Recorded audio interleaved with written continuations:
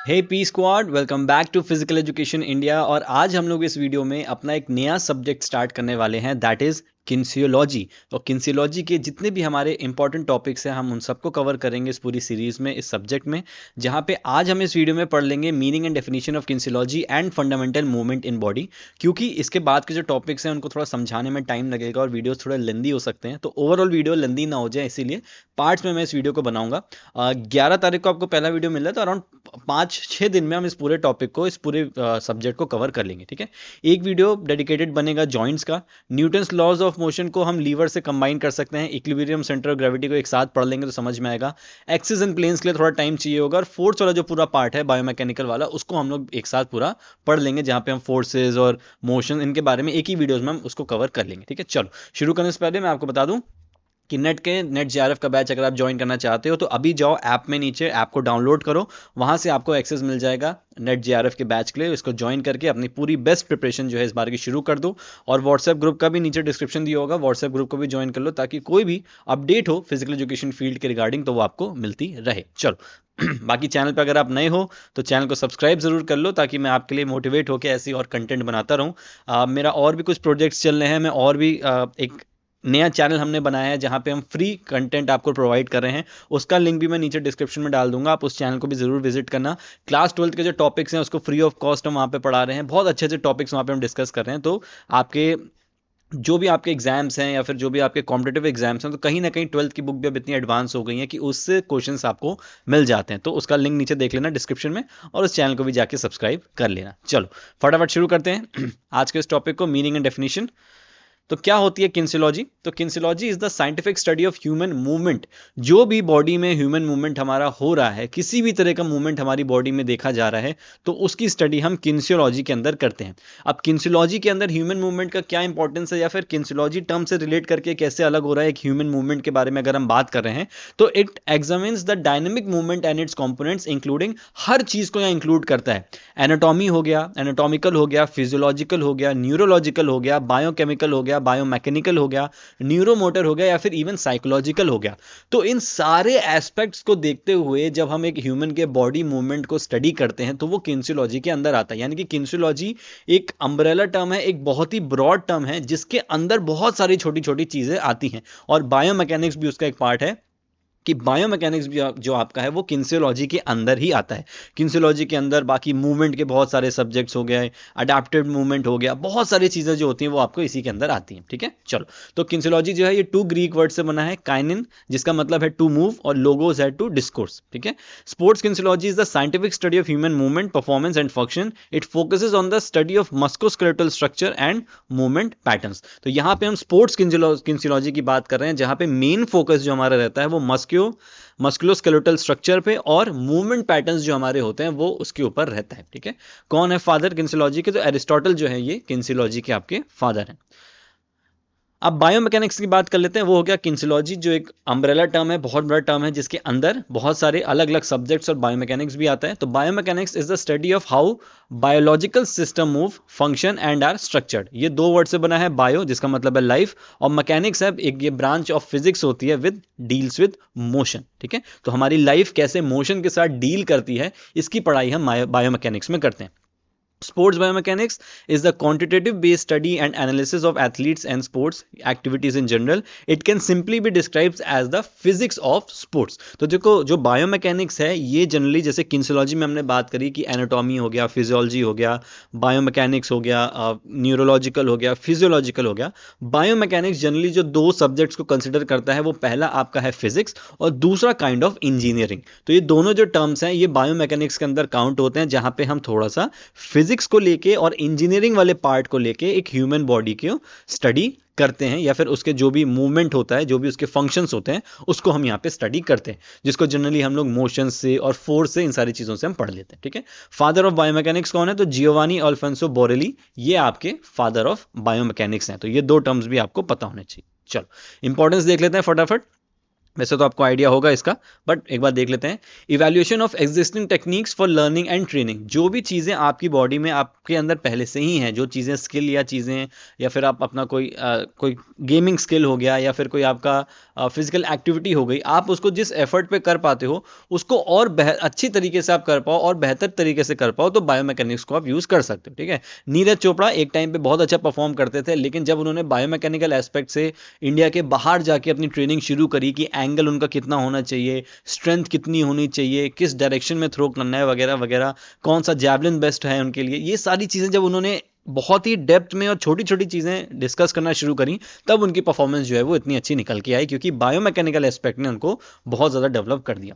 Find out the faults in the execution of the technique, अब अगर आपकी कोई टेक्निक्स गलत हैं तो बायोमैकेनिक्स की वजह से आप उनको ठीक कर सकते हो, क्योंकि हम एंगल्स की बात करते हैं, बहुत बहुत अलग अलग लीवर्स की बात करते हैं, एक्सिस की बात करते हैं, जिनसे डेवलप हो जाता है। Find out the causes of faults in the execution of the technique, जो गलतियां थी उस टेक्निक में उसको फाइंड करो ताकि दूसरे लोग भी उससे हेल्प ले पाए। ठीक है, development of a new technique which may be better than the existing technique, तो या तो भाई आप किसी टेक्निक को बेटर कर लो, या तो उस टेक्निक को पूरी तरीके से एक नया डेवलप करके चेंज ही कर लो। Evaluation of training exercise and equipment, तो जो भी हम इक्विपमेंट्स यूज करते हैं या फिर हम जो भी ट्रेनिंग एक्सरसाइज करते हैं उनका इवैल्यूएशन, यानी कि उनको भी हम बेहतर बना सकते हैं। Development of training exercise and equipment, तो इनको भी हम बेहतर बनाएंगे। क्वांटिफिकेशन ऑफ मोटर एबिलिटीज, जो मोटर एबिलिटीज हमारी बॉडी में है उनको किस तरीके से और ज़्यादा उसके नंबर्स और उसका और ज़्यादा इफेक्ट हम बढ़ा सकते हैं, तो वो भी हो जाएगा। Development of biomechanical principles as a general orientation, तो किस तरीके से बायोमैकेनिक्स या बायोमैकेनिकल एस्पेक्ट की जो नॉलेज है आप उसको कैसे अपनी डेली लाइफ में या फिर जनरल चीज़ों के अंदर इंक्लूड कर सकते हैं, ताकि प्लेयर टू प्लेयर वो किसी भी लेवल का हो, वो उस पर्टिकुलर चीज़ का ध्यान रख के अपना डेवलपमेंट कर पाए। तो ये क्या है, ये कंट्रीब्यूशन है या फिर इंपॉर्टेंस है बायोमैकेनिक्स का स्पोर्ट्स के अंदर, यानी कि बेसिकली आप ये समझ सकते हो कि बायोमैकेनिक्स एक ऐसा साइंटिफिक काइंड ऑफ फील्ड है जिसको यूज़ करके हम लोग अपनी परफॉर्मेंस को और बेटर कर सकते हैं, अपनी ट्रेनिंग को और बेटर कर सकते हैं, और अपने अचीवमेंट्स को बहुत ज़्यादा जल्दी हम लोग उसको पा सकते हैं, आप ऐसा बोल सकते हो। इंडिया में थोड़ा सा ड्रॉबैक ये है कि ये सारी चीज़ें जब आप बहुत बड़े लेवल पे चले जाते हो तब लोगों को पता चलती हैं, या फिर तब आपके साथ अप्लाई होती हैं। बहुत छोटे लेवल पे क्योंकि टीचर्स को या फिर कोचेस को इतनी ज़्यादा नॉलेज नहीं होती, या फिर वो इतना ज़्यादा इसको इंपॉर्टेंस नहीं देते कि वो छोटे लेवल पे ही बायोमैकेनिकल एस्पेक्ट से चीज़ों को डेवलप करना शुरू करें। यानी कि कोई बच्चा अगर क्रिकेट में बॉलिंग करता है, उसका आर्म अगर यहाँ से आता है और उनको कोचेस को लगता है कि यार ये तो मुझको विकेट निकाल के देता है, मेरी टीम जीतती है, तो हाथ इसका ऐसे ही रहने दो, मलिंगा भी तो ऐसे ही फेंकता था। तो ये चीज़ें क्या होती है, धीरे धीरे फिर बॉडी को जो एडजस्टमेंट होता है या फिर जो हायर लेवल ऑफ स्किल्स होते हैं उसमें कभी कभी बच्चे एडजस्ट नहीं कर पाते हैं, और जब उनको सही चीज़ सिखाने की कोशिश की जाती है तो फिर वो पूरी तरीके से अपने गेम को ड्रॉप आउट हो जाते हैं, या फिर उनकी जो स्किल्स होती है वो काइंड ऑफ ड्रॉप आउट होने लगती है। ठीक है, चल फंडामेंटल मूवमेंट्स की बात कर लेते हैं, और इसमें तो फ्लेक्शन और एक्सटेंशन दो बहुत ही बेसिक से मूवमेंट है, फटाफट देख लेते हैं। मैं एक बार चेक कर लेता हूँ क्या मैं आपको दिख रहा हूँ, तो मैं थोड़ा सा आपको मूवमेंट करके दिखा पाऊँ। तो फ्लेक्शन और एक्सटेंशन की हम बात कर रहे हैं, तो फ्लेक्शन क्या होता है, जब हम अपने एंगल को कम करते हैं, जैसे कि मेरा फोर आर्म है, जब मैं अपने हाथ को ऐसे फोल्ड कर रहा हूँ तो मेरा यहाँ पे जो एंगल है वो कम हो रहा है, तो ये कहलाएगा आपका फ्लेक्शन। और जब इसी 90 डिग्री एंगल को मैं एक्सटेंड करने लगूंगा, अब ये 180 डिग्री एंगल का हो गया है, तो ये हमारा कहलाएगा एक्सटेंशन। अगर भूल जाते हो तो याद करेंगे, बहुत अच्छी टेक्निक है, आपके सबके घर में एक्सटेंशन बोर्ड होगा जिसमें हम लोग वायर लगाते हैं। तो जनरली वो काम क्या करते हैं, हमारे वायर को लंबा करने का काम करते हैं, तो यहाँ पे हम अपनी मसल्स को भी लंबा कर रहे हैं, तो ये हमारा एक्सटेंशन कहलाएगा। हाइपर एक्सटेंशन क्या होता है, increase the angle beyond 180 degrees. अब अगर मैं इसको और ज्यादा एक्सटेंड करने की कोशिश करूं तो ये आपका हाइपर एक्सटेंशन कहलाता है, जो कि काइंड ऑफ सेफ नहीं है। हाँ, जिसके बहुत ज्यादा जॉइंट्स फ्लेक्सिबल हैं वो थोड़ा बहुत और ज्यादा इस रेंज को बढ़ा सकता है, बट जनरली अगर आप इसको ट्राई करने की कोशिश करते हैं तो आपका डिसलोकेशन जैसे इश्यूज भी यहाँ पे हो सकते हैं, और आपके लिगामेंट्स हो गए, टेंडेंस हो गए, या फिर आपके कार्टिलेज जो है वो डैमेज हो सकते हैं। ठीक है, अबडक्शन अडक्शन की बात करते हैं। अबडक्शन क्या होता है, movement of a body part away from the centre line. जो हमारी एक सेंटर लाइन है बॉडी की, जब हम अपने इससे दूर किसी पार्ट को लेके जाते हैं, जैसे कि अभी मैं हाथ को अपने यहाँ नीचे से ऊपर लेके आया हूँ, तो ये क्या है, ये अबडक्शन है, क्योंकि मैं अपने मिड लाइन से हाथों को दूर लेके जा रहा हूँ। क्रिकेट में हमने वाइड बॉल का सिग्नल देखा होगा, तो ये काइंड ऑफ उसका एग्जाम्पल है। जब हम जंपिंग जैक्स करते हैं तो हमारे हाथ ऐसे दूर जाते हैं, तो ये अबडक्शन का एग्जाम्पल है।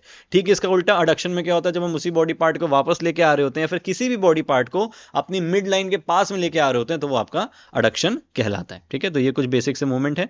रोटेशन की बात करते हैं, movement in which body part move और टर्न अराउंड द एक्सिस, यानी कि आपका एक जो एक्सिस है, आपका जो पर्टिकुलर जॉइंट है, उसमें जब आप रोटेशन कर रहे हो तो वो क्या होगा, वो आपका रोटेशन कहलाएगा। फॉर एग्जांपल आपकी नेक हो गई, ये जो मैं रोटेशन यहाँ पे कर रहा हूँ, ये जो मैं अपने नेक को घुमा रहा हूँ, ये क्या है, ये एक एक्सिस पे मूवमेंट यहाँ पे हमारा हो रहा है। जैसे हिप रोटेशन हम करते हैं, जब हम हिप को घुमा रहे हैं तो वो एक पर्टिकुलर गर्डल पे हमारा जो रोटेशन है वो वहां पे हो रहा है। अच्छा, कंफ्यूजन कहाँ होती है, सरकमडक्शन में।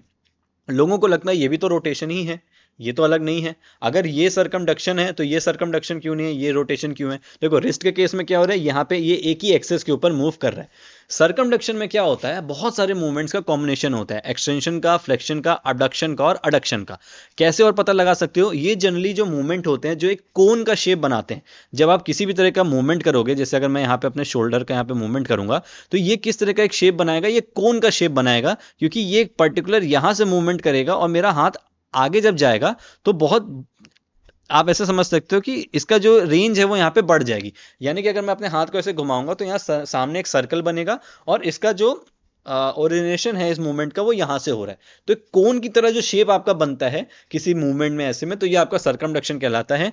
और ये पर्टिकुलर जिस तरह का मूवमेंट है इसमें बहुत सारे अलग अलग मूवमेंट्स इन्वॉल्व होते हैं। नीचे भी सरकमडक्शन की बात आएगी भी, तो वहां पे हम उसको पढ़ लेंगे। इंटरनल रोटेशन की बात करते हैं तो rotation towards the mid line, जब अंदर की तरफ कोई रोटेशन किया, जैसे कि यहाँ हाथ का एग्जांपल आप देख सकते हो, ये यहाँ पे मैंने इस पर्टिकुलर एक्सिस पे इसका मूवमेंट ऐसे अंदर किया तो ये इंटरनल हो गया, इसी को अपने बॉडी से दूर लेके गया तो ये आउटवर्ड हो गया। या एक्सटर्नल भी बोल सकते हैं और इंटरनल को इनवर्ड भी बोल पाएंगे। प्रोनेशन क्या है, it is a type of inward rotation when palm of the hand focus downward. तो जब मैंने अपने हाथ को ऐसे कर दिया तो प्रोनेशन हो गया, जब इसको ऐसे ऊपर कर दिया तो ये सुपाइनेशन हो गया।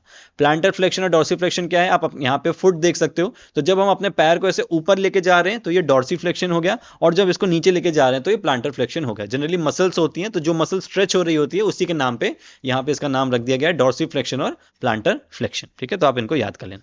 प्लांटर फ्लेक्शन डॉर्सीफ्लेक्शन में कंफ्यूजन होता है तो याद कर लो, प्लांटर फ्लेक्शन में इसको नीचे करते हैं, क्यों, क्योंकि प्लांट्स वगैरह जो होते हैं वो जमीन में गड़े होते हैं और हम अपने पैर को जमीन की तरफ कर देते हैं, तो प्लांटर फ्लेक्शन हो गया। ठीक है, छोटे छोटे ऐसे ट्रिक्स बना लो ताकि कंफ्यूज आप बिल्कुल भी ना हो। इन्वर्जन एवर्जन की बात करते हैं, when sole of the foot is turn inside, जब हम अपने पैरों को अंदर की तरफ टर्न करते हैं तो वो इन्वर्जन हो गया, जब बाहर की तरफ करते हैं तो वो एवर्जन हो गया। ठीक है, जनरली बच्चों को आपने देखा होगा जब वो एंकल रोटेशन करते हैं उसके बाद ये एक्सरसाइज करते हैं तो वो आउट या इन बोलते हैं, तो जब पैर को अंदर की तरफ कर रहे हैं तो इन्वर्जन हो गया, बाहर की तरफ कर रहे हैं तो एवर्जन हो गया। फिर लेटरल फ्लेक्शन है, flexion movement of the lumbar thoracic region of the trunk, sideward bending of the spine. तो हमारा जो लंबर थोरैसिक रीजन है, जब हम वहां से बेंड कर रहे हैं तो हमारा क्या हो रहा है, ये हमारा लेटरल फ्लेक्शन कहला रहा है। ठीक है, सर्वाइकल हो गया, थोरैसिक हो गया, लंबर हो गया, सेक्रम हो गया, कॉक्सिक्स हो गया। तो हमारे जो थोरैसिक और लंबर वाला पार्ट है, यहां से जब हम टर्निंग कर रहे हैं या लेटरल फ्लेक्स कर रहे हैं तो हमारा ये लेटरल फ्लेक्शन कहलाएगा। एलिवेशन और डिप्रेशन क्या है, elevation movement of the shoulder in which shoulders move in upward direction. जब हम इस शोल्डर्स को से ऊपर उठा रहे हैं तो ये एलिवेशन हो गया, जब इनको नीचे कर रहे हैं तो ये डिप्रेशन हो गया। ठीक है, चलो ये आपको याद करने पड़ेंगे। प्रोट्रैक्शन की बात करते हैं, movement in which a body parts move forward, example shoulder and jaw movement. तो ये जब हम ये अलग कुछ मूवमेंट करते हैं, ऐसे किया, पीछे किया, आगे किया, पीछे किया, तो आगे करना क्या हो रहा है, प्रोट्रैक्शन हो रहा है, और पीछे करना क्या हो रहा है, ये रिट्रैक्शन हो रहा है। ठीक है, अपोजिशन क्या होता है, movement that involves the grasping of the thumb and fingers. जब हम अपने हाथ को ऐसे नॉर्मल करके अपने थंब से अपनी ऐसी इंडेक्स फिंगर को पकड़ लेते हैं तो ये क्या कहलाएगा, ये ऑपोजिशन कहलाएगा। ठीक है, ये आ गया circumduction. Circumduction is a circular movement of a limb or a body part at joint. तो जॉइंट से जो हम मूवमेंट कर रहे हैं वो आपका पर्टिकुलर सरकमडक्शन कहलाएगा। शायद मैंने ऊपर जॉइंट भी बोल दिया था। तो जो हमारा रोटेशन है वो एक्सिस के अराउंड होता है, जॉइंट के अराउंड नहीं होता, इस चीज का ध्यान रखना। सरकमडक्शन जो होता है वो हमारे जॉइंट के अराउंड होता है। ठीक है, जैसे हम ये मूवमेंट कर रहे हैं तो ये जॉइंट के अराउंड हमारा मूवमेंट हो रहा है, तो ये हमारा सरकमडक्शन कहलाएगा। और रोटेशन जो होता है वो एक पर्टिकुलर एक्सिस पे ही हमारा मूवमेंट होता है। It involves a combination of flexion, abduction, extension and adduction, creates a cone like motion. तो ये देखो, आप ये इमेज देख सकते हो ना, ये किस तरीके से कोन की तरह ये आपका मोशन बना रहा है, और ये आपका सरकमडक्शन कहलाएगा। ठीक है, चलो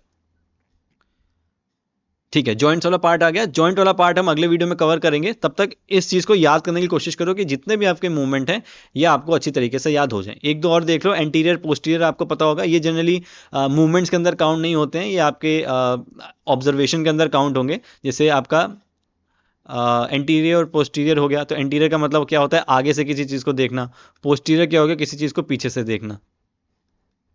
चलो ये जो ऑब्जर्वेशन वाले तरीके हैं इसको भी हम बाद में किसी एक टॉपिक में देख लेंगे। अभी जो मूवमेंट्स हैं ये आपको यहाँ पे देखना पड़ेगा, तो थोड़ा सा डिफरेंस है। ये जो ऑब्जर्वेशन वाला है इंटीरियर पोस्टीरियर, ये जब हम लोग प्लेन्स एंड एक्सेस में आपको पढ़ाऊंगा तो उसमें मैं ये टर्मिनोलॉजीज यूज करूंगा, ताकि अगर पेपर में ऐसी टर्मिनोलॉजी पूछी जाए तो आप बता सको। क्योंकि जनरली अब ये नहीं पूछते कि फ्रंट से देखा या पीछे से देखा, अब बोलते हैं कि एंटीरियर साइड से देखा या पोस्टीरियर साइड से देखा। तो ऐसे और भी जो टर्म्स होते हैं थोड़े बहुत जो साइंटिफिकली पूछे जाते हैं उनको भी मैं इसमें मेंशन कर दूंगा। और बाकी नेक्स्ट वीडियो में हम लोग जॉइंट्स की बात यहाँ पे करेंगे और फिर धीरे धीरे अपने टॉपिक्स को आगे बढ़ाएंगे। कोई आपका फीडबैक हो तो आप जरूर कमेंट सेक्शन में लिख देना। जल्दी मिलते हैं अगली वीडियो के साथ।